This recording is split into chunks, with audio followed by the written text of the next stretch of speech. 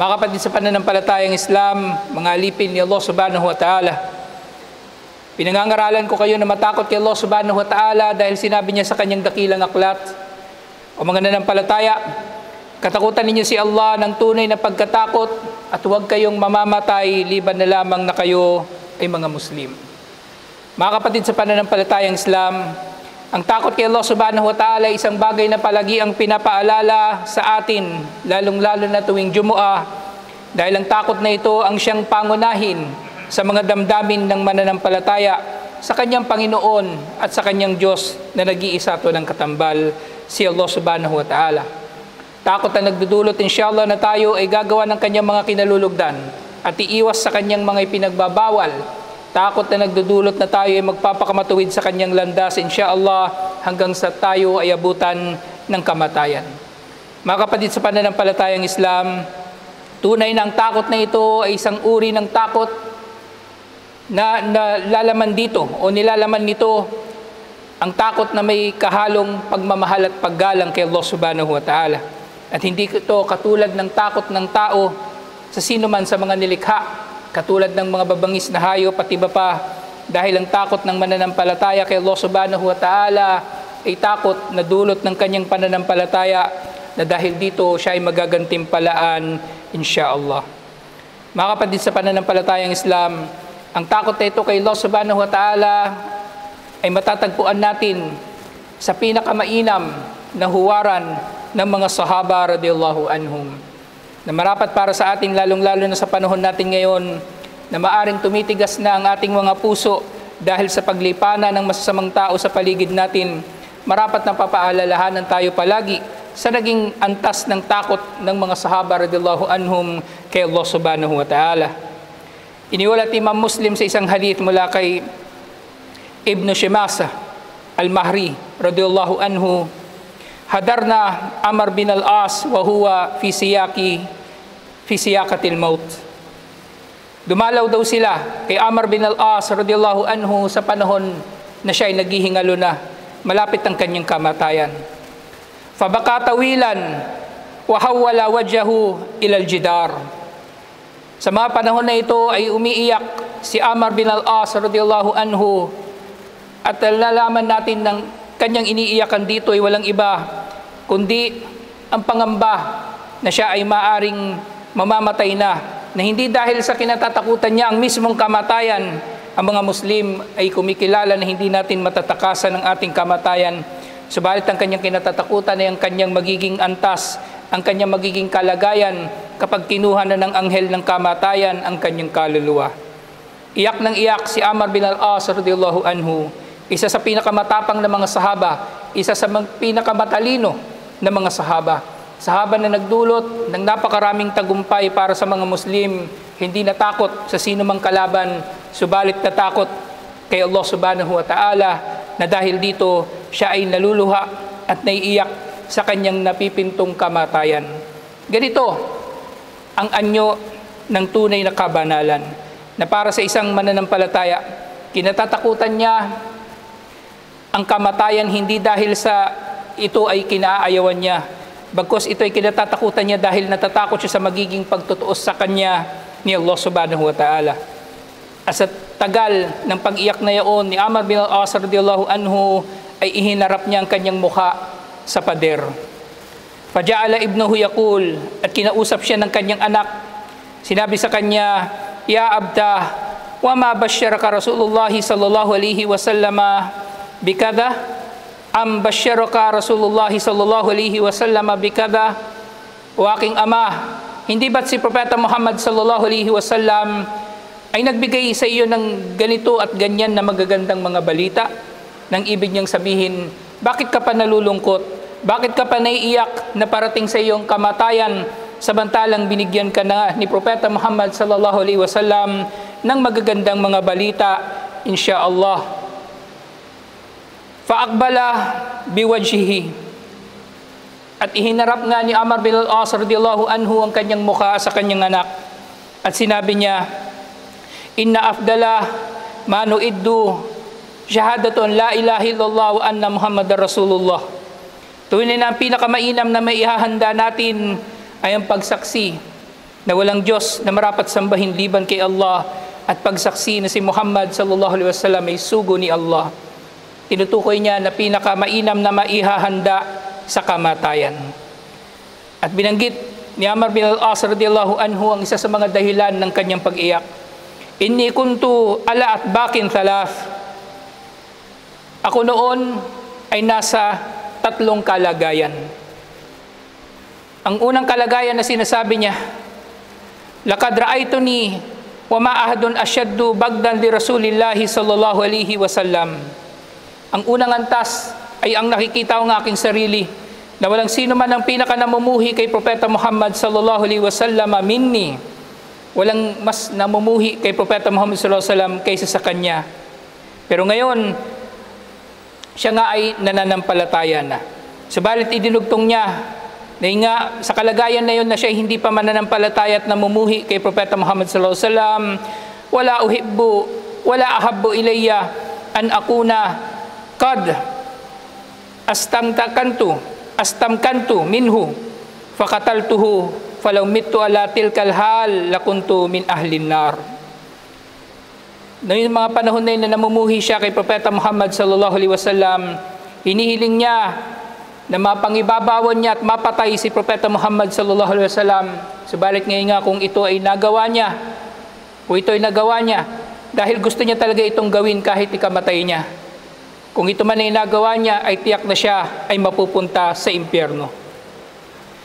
At sa kanyang pangalawang antas nga, falamma ja'ala Allahu al-Islam fi qalbi ataytun nabi sallallahu alaihi wasallam.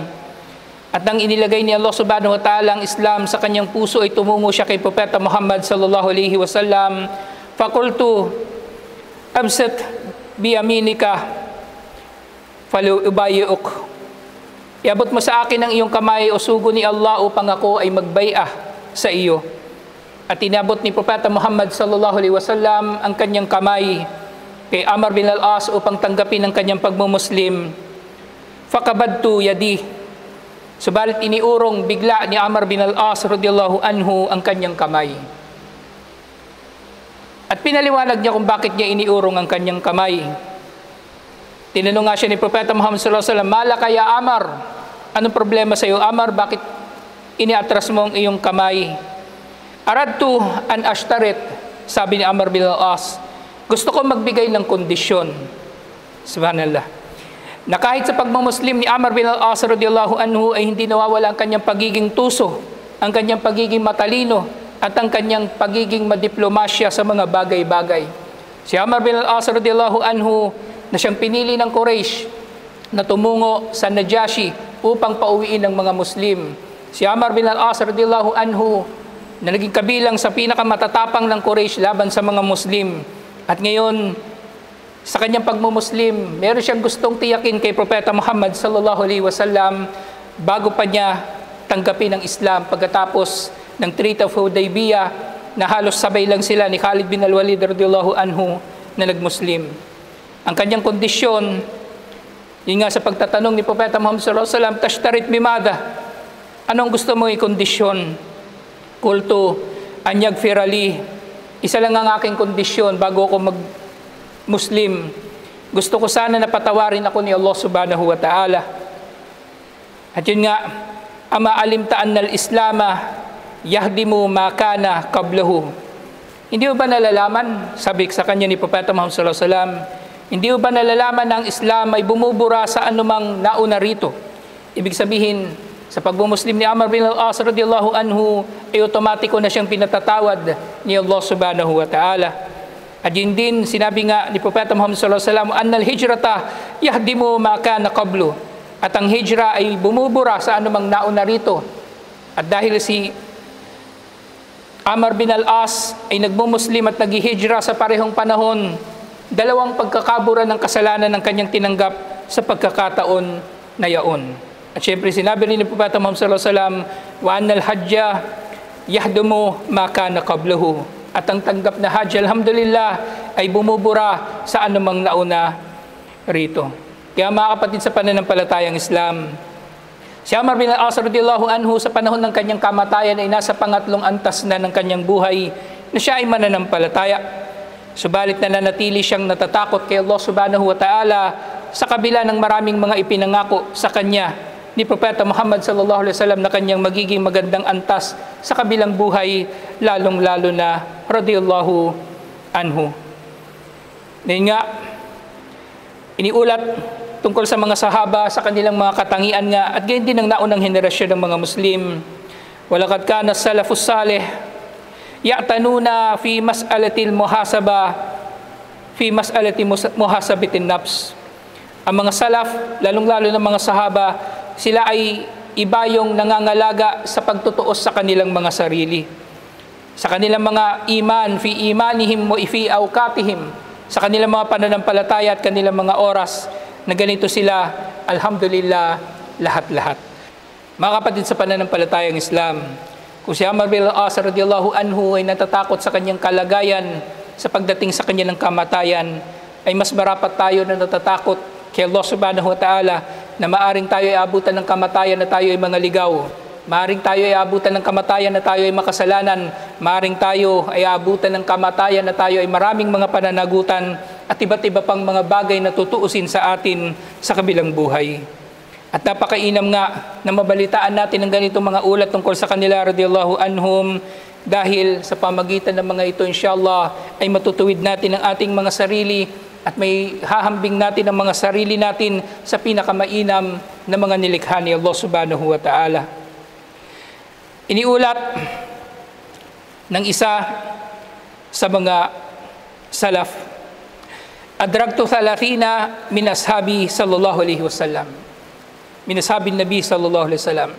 Inabutan daw niya ang 30 sa mga sahaba ni Propeta Muhammad sallallahu alaihi wasallam. Kulluhum yakhafun nifaq ala nafsihi. Ang bawat isa sa 30 ito ng mga sahaba ay natatakot sa nifaq para sa kanilang mga sarili. Kinatatakutan nila na maaring sila ay munafik, kinatatakutan nila na maaring sila ay nagkakasala, kinatatakutan nila na maaring mahina ang kanilang pananampalataya. Radiyallahu anhum wa ardah. Kulluhum yakhafun nifaqa ala nafsihi. Ang bawat isa sa kanila ay natatakot sa nifaq para sa kanilang sarili. Ma'innahu alal iman. Sa kabila ng katotohanan na sila ay nasa iman, malinaw na sila ay nasa iman, nasa pananampalataya, pero yun nga, kinatatakutan nila ang nifaq dahil tunay nga na walang sino man ang hindi natatakot sa nifaq, sa pagiging ipokrito, liban na lamang sa tunay na ipokrito, at walang sino man ang hindi natatakot sa pagpapakitang tao, liban na lamang sa nagpapakitang tao. Mga kapatid sa pananampalatayang Islam, ang ugali na ito ng mga sahaba ay mabubuod natin sa isang salita, at ito nga ay ang pagtutuos ng tao sa kanyang sarili. Katulad ng sinabi ni Umar bin Khattab radiyallahu anhu, hasibu anfusakum qabla an tuhasabu. Tuusin ninyo ang inyong mga sarili bago pa kayo tuusin sa araw ng paghuhukom. At syempre, ayon sa sinabi ni Propeta Muhammad sallallahu alaihi wasallam, al-kisu man dana nafsahu wasta'adda lima ba'dal maut. Ang tunay na matalino ay yaong nagtutuos, palagi ang nagtutuos sa kanyang sarili at naghanda para sa anumang mangyayari pagkatapos ng kamatayan. Ibig sabihin, naghanda para sa kabilang buhay.